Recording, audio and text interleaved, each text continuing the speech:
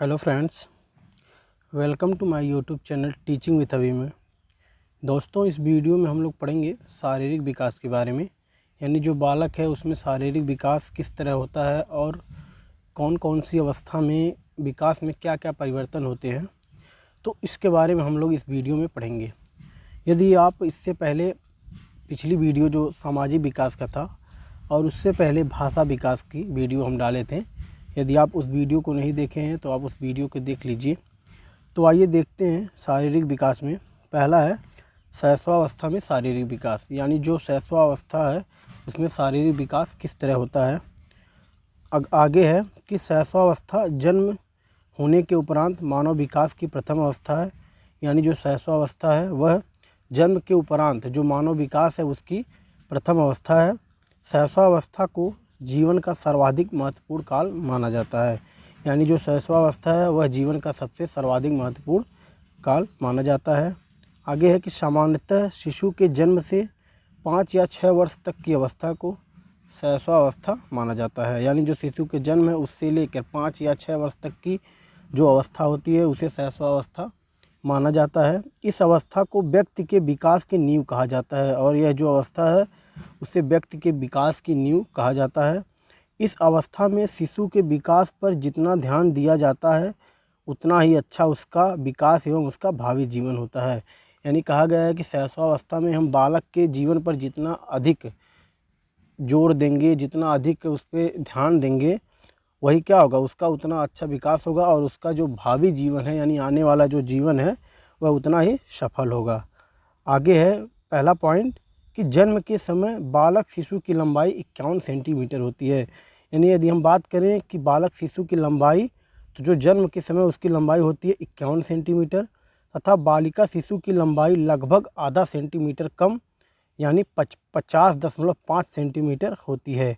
यदि हम बात करेंगे बालिका शिशु की लंबाई, तो वो बालक शिशु की लंबाई से 1/2 सेंटीमीटर कम होती है यानी 50.5 सेंटीमीटर होती है। अगला पॉइंट है 6 वर्ष के अंत तक बालक एवं बालिका शिशु की लंबाई क्रमशः 108.5 सेंटीमीटर और 107.4 सेंटीमीटर होती है। यानी 6 वर्ष के अंत तक जाते जाते जो बालक होता है उसकी लंबाई होती है 108.5 सेंटीमीटर तथा जो बालिका शिशु होती है उसकी लंबाई होती है 107.4 सेंटीमीटर। अगला पॉइंट है जन्म के समय बालक शिशु का भार 3.2 केजी तथा बालिका शिशु का भार 3 केजी होता है। यानी जन्म के समय जो बालक होता है उसका भार 3.2 केजी और जो बालिका होती है उसका भार 3 केजी होता है। अगला पॉइंट है 6वें वर्ष तक यह भार क्रमशः 16.3 केजी और 16 केजी हो जाता है। यानी 6 वर्ष के होते होते जो बालक है उसका भार हो जाएगा 16.3 केजी और जो बालिका होती है उसका भार हो जाता है 16 केजी। अगला पॉइंट है जन्म के समय लगभग मस्तिष्क का भार 350 ग्राम होता है जो 6वें वर्ष तक लगभग 1200 ग्राम हो जाता है। यानी यदि हम बात करें जन्म के समय, तो जन्म के समय जो मस्तिष्क का वजन 350 ग्राम तथा 6 वर्ष के होने तक यह भार लगभग 1200 ग्राम हो जाता है, जो कि परिपक्व व्यक्ति के मस्तिष्क के वजन का 90% होता है। यानी जो व्यक्ति परिपक्व जब व्यक्ति होता है उस समय उसका जितना वजन होता है उसका लमसम 90% वजन हो जाता है। अगला है शैशवावस्था में बच्चों की हड्डियां कोमल तथा लचीली होती हैं जो बाद में कैल्शियम, फास्फोरस तथा अन्य खनिजों की आपूर्ति होने से कड़ी हो जाती हैं। इस अवस्था में हड्डियों की संख्या 270 होती है। यानी शैशवावस्था में जो बालक होते हैं उसकी हड्डियां बहुत ही कोमल होती हैं और इस अवस्था में जो हड्डियों की संख्या होती है वह होती है 270। अगला पॉइंट है कि जन्म के समय शिशु के भार का कुल 23% लगभग सिर्फ मांसपेशियों का वजन होता है। यानी बात करें हम शिशु के भार का, जो कुल 23% जो होता है वह उसके सिर्फ मांसपेशियों का वजन होता है, जो 6वें वर्ष तक लगभग 25% हो जाता है।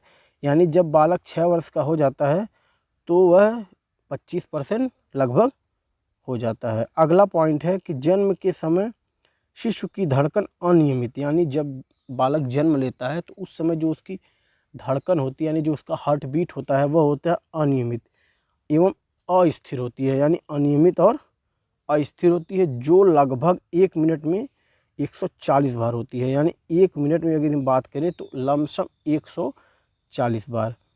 6वें वर्ष तक भी यह लगभग 100 से 120 के आसपास होती है। यानी जब बालक 6 वर्ष का हो जाता है तो यह लगभग 100 से 120 के आसपास होती है। अगला पॉइंट है कि 4 माह का शिशु सहारे के साथ तथा 7 माह का शिशु बिना सहारे के बैठ सकता है। यदि शिशु 4 माह का है तो हम उसे यदि कोई सहारा देंगे तो वो सहारे के माध्यम से बैठ सकता है, और यह शिशु यदि 7 माह का है तो वह बिना किसी सहारे के बैठ सकता है। अगला पॉइंट है, दूध के 20 दांत होते हैं।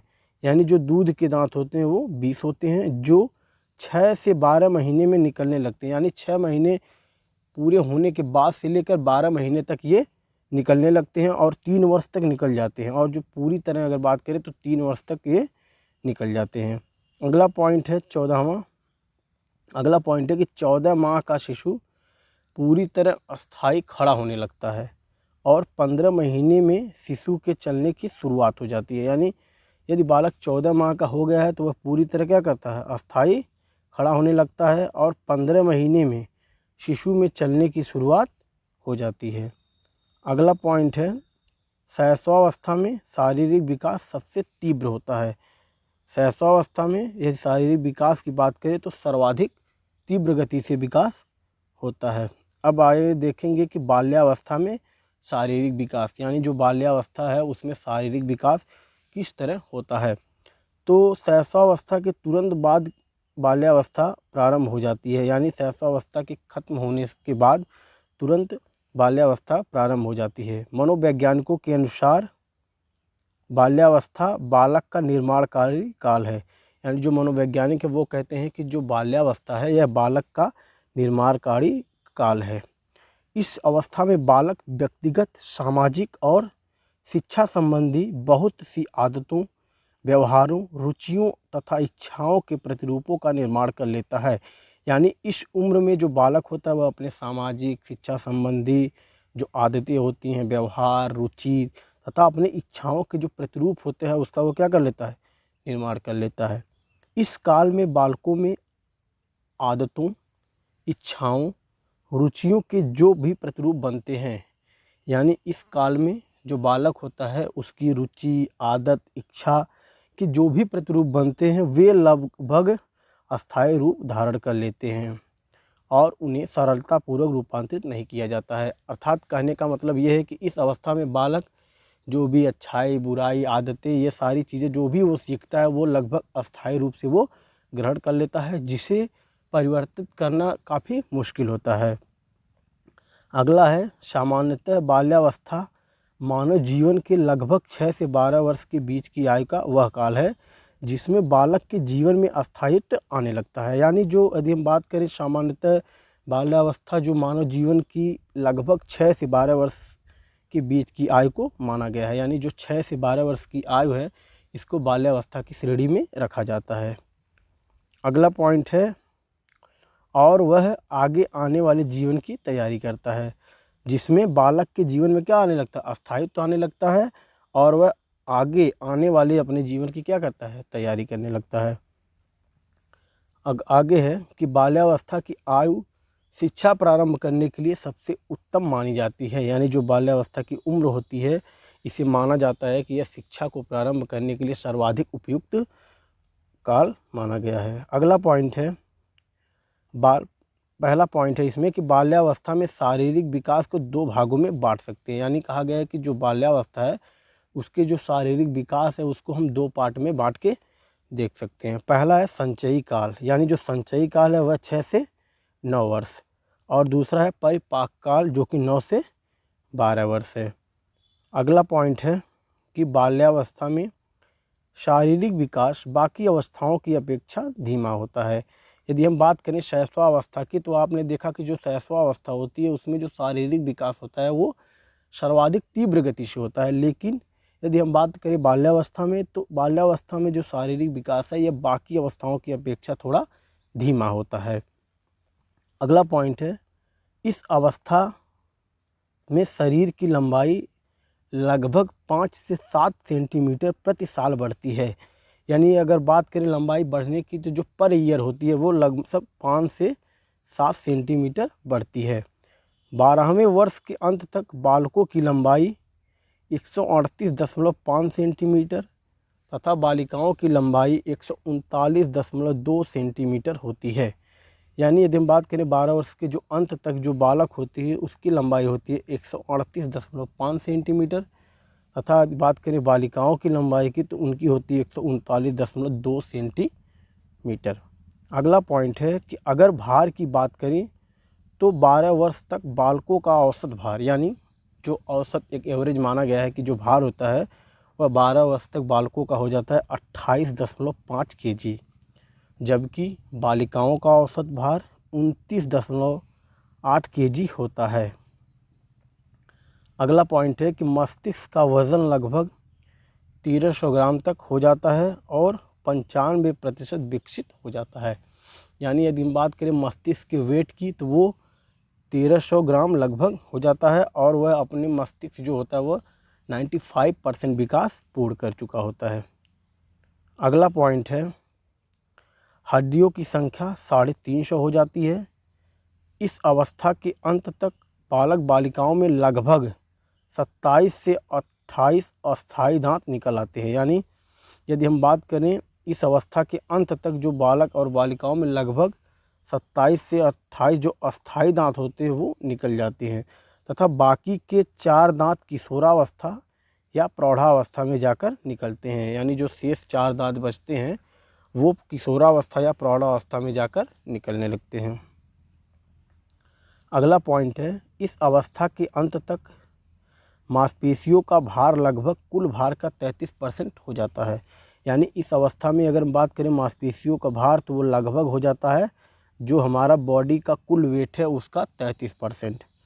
अगला पॉइंट है कि धड़कन लगभग 85 बार प्रति मिनट के आसपास हो जाती है। यदि हम बात करें इस अवस्था में जो हमारी हार्ट बीट होती है वो लमसम 85 बार प्रति मिनट के आसपास हो जाती है।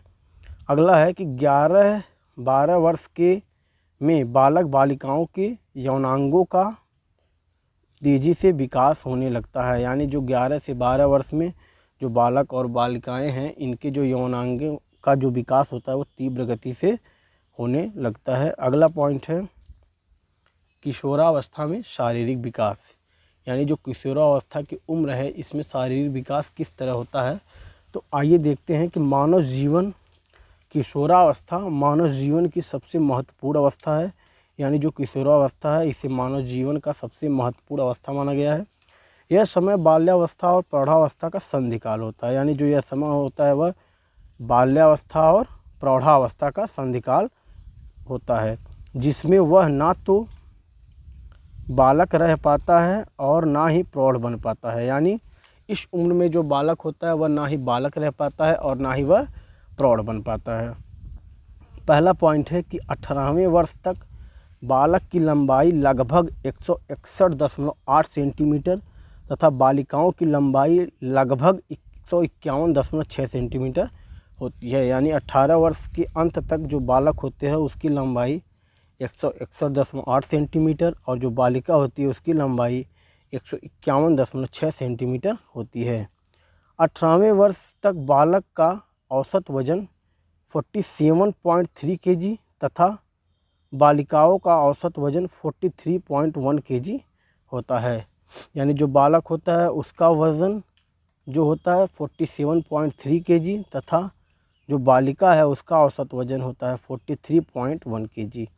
अगला पॉइंट है कि 16वें वर्ष की उम्र तक मस्तिष्क सिर और 16वें वर्ष की उम्र तक लगभग सिर और मस्तिष्क का पूरी तरह विकास हो जाता है तथा इसका वज़न लगभग 1400 ग्राम हो जाता है।